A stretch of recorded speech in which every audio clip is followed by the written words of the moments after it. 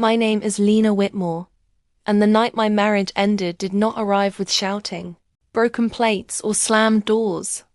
It ended quietly across a small restaurant table in a place that once held every promise I believed love was supposed to keep. Ryan Whitmore, my husband of 8 years, sat across from me that night. This was the same restaurant where he had once knelt on one knee, hands trembling, voice full of certainty as he promised me a lifetime. The same corner table where he said we would grow old together. Now it was the place where we agreed to say goodbye. He arrived late. No apology. No explanation. His attention never left his phone. I didn't need to ask who he was texting. I already knew. Madison Cole, his secretary, the woman who had slowly replaced me, while I was still legally his wife. I ordered his favorite meal out of habit, not love. The kind of habit that lingers long after affection has died. He barely noticed. He cut into the steak, chewed without interest, smiled at his screen, and treated me like a task he had already completed. Like something crossed off a list. I told him I was leaving the city. I told him I was moving to a small coastal town in Oregon to start over. For a brief second, he finally looked up. Surprise flickered across his face just long, enough to register that this conversation required his attention, then it disappeared. "Whatever you want," he said casually. "Madison and I are planning our wedding. She knows how to make me happy." That was the moment something inside me went silent. I wasn't angry. I wasn't heartbroken. I was finished. That dinner was not about closure. It was about release, about cutting the last invisible thread tying me to a man who had already erased me from his future. When we stood up, he paid the bill and walked out without looking back. No goodbye. No gratitude. No regret. I sat there alone, staring at a plate I could not finish, finally understanding the truth. I was not losing a husband. I was gaining my freedom. And that quiet decision, the one made without drama or witnesses, would change everything. People like to believe marriages end because of a single dramatic betrayal. A scandal. A fight. Another woman. But my marriage didn't collapse in one moment. It eroded. Day by day. Silently. Until there was nothing left to save. When Ryan and I first married, we were a team. Young. Ambitious. Building something together. I believed in him when no one else did. I supported his career, managed our home, and quietly placed my own goals on hold because I believed that was what love required. As his career advanced, something shifted. Ryan began to see himself as the center of everything. His work mattered. His stress mattered. His time mattered. Mine became flexible, optional, invisible. Conversations turned into instructions. Affection turned into silence. I stopped being a partner and became a background function, someone who handled logistics, not someone whose opinions carried weight. When I spoke about my ideas, he barely listened. When I was tired, he told me I had it easy. To outsiders, we looked successful, well-dressed, polite, stable. Inside, I was living with emotional neglect that slowly drained the life out of me. Ryan never insulted me directly. He did something far worse. He dismissed me. He made me feel unnecessary, replaceable. I learned to stop asking questions. I learned to stop expecting appreciation. I learned to swallow disappointment and call it maturity. I told myself this was normal. That marriage required endurance. That love meant sacrifice. That there is a difference between compromise and erasure. I wasn't unhappy because Ryan worked late. I was unhappy because I no longer existed in his life as a person. I was an accessory to his success, a quiet presence in a story he believed was only about him. By the time Madison appeared, the marriage was already dying. She didn't destroy something strong. She stepped into a space that had been empty for a very long time. And deep down, I knew it.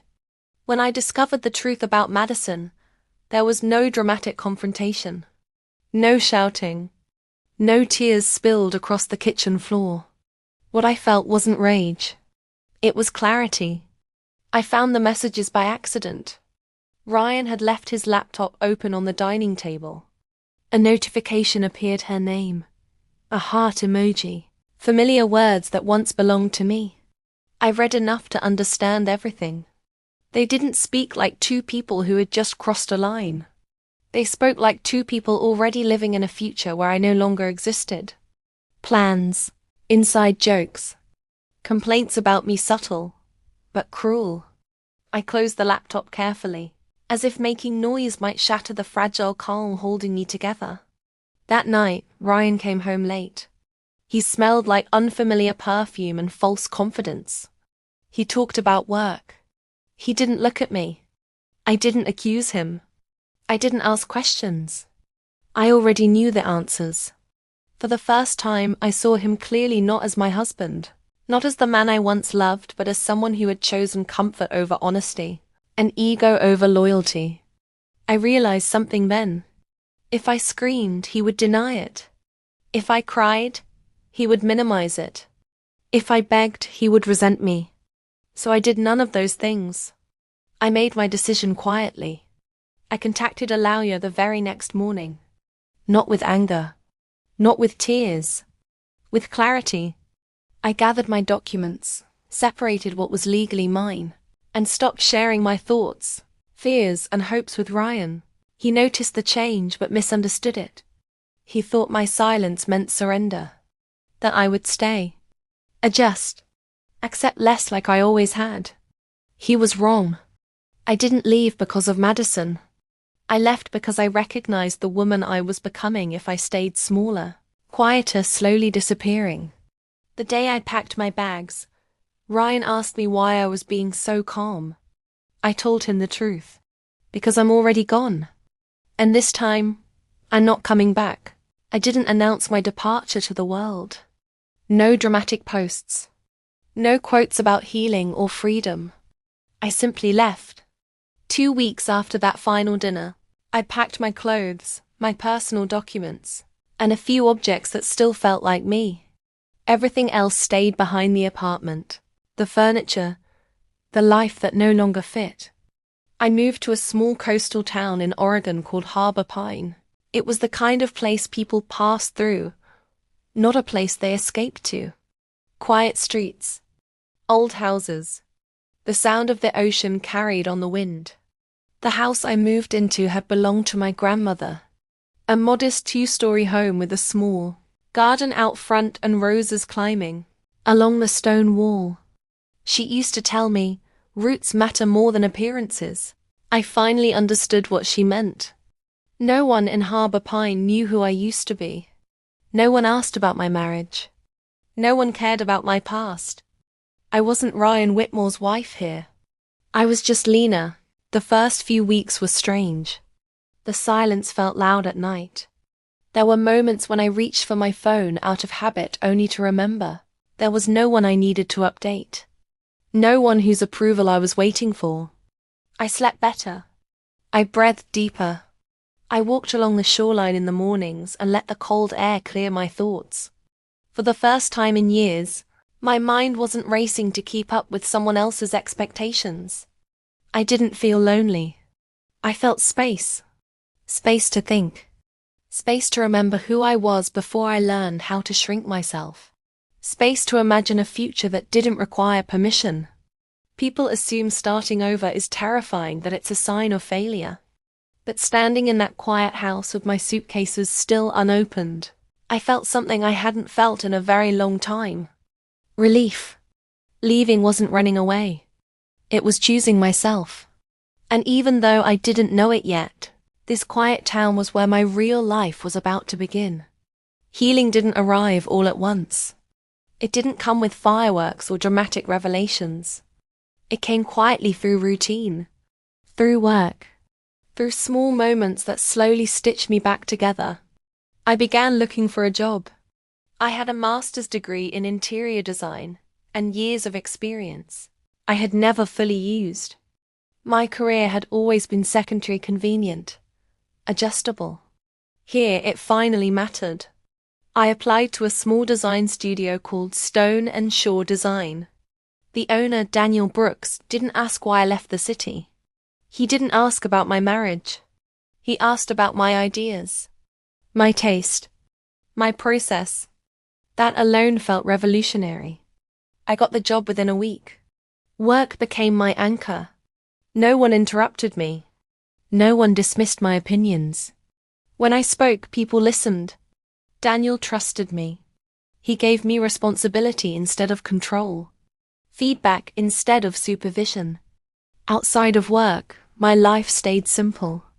I cooked for myself, worked in the garden, read books I'd owned for years but never had time to open.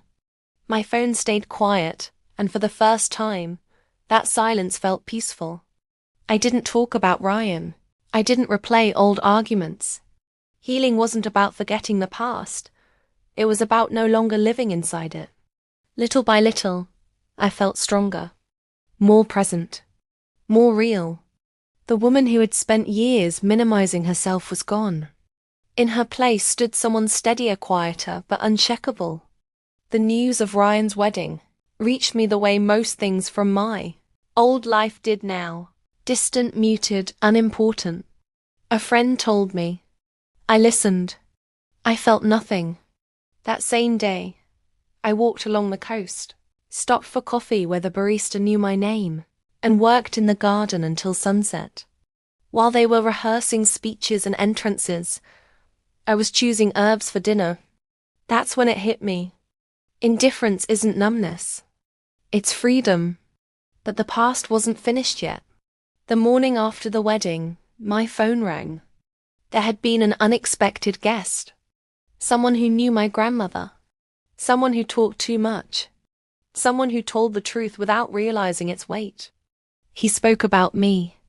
About my life. About my house. About the inheritance. And in a room full of people Ryan wanted to impress, the illusion cracked. Not because of revenge. Because of reality. I wasn't there. I didn't need to be. Truth arrived on its own. The wedding unraveled. The image collapsed. The man who believed he had won everything stood exposed. Miles away, I was watering plants in my garden. I didn't feel satisfied. I didn't feel victorious. I felt done. What happened to him wasn't my justice. It was his consequence. While his world shrank, mine expanded. I stopped asking for updates. Not because people stopped talking, but because I stopped listening. At work, I was trusted with bigger projects. My ideas weren't questioned, they were refined. One afternoon, Daniel offered me a raise and a leadership role. I walked home feeling something unfamiliar. Pride, not the loud kind. The quiet kind that stays. The garden bloomed. The house felt alive. I traveled alone. Learned new skills. Built a life without explanation. I realized something important. I hadn't escaped a bad marriage. I escaped a version of myself that believed love required self-erasure. Freedom didn't arrive as revenge. It arrived as ownership. Of my time. My energy. My future. I didn't win. I was freed. And that freedom was worth everything I left behind. If you're listening to this and feel invisible in your own life, hear this clearly. You are not weak for being tired. You are not broken for wanting peace. And you do not have to stay where you are no longer valued. Sometimes the most powerful response is silence. Sometimes the greatest revenge is a life well lived. Your story matters too.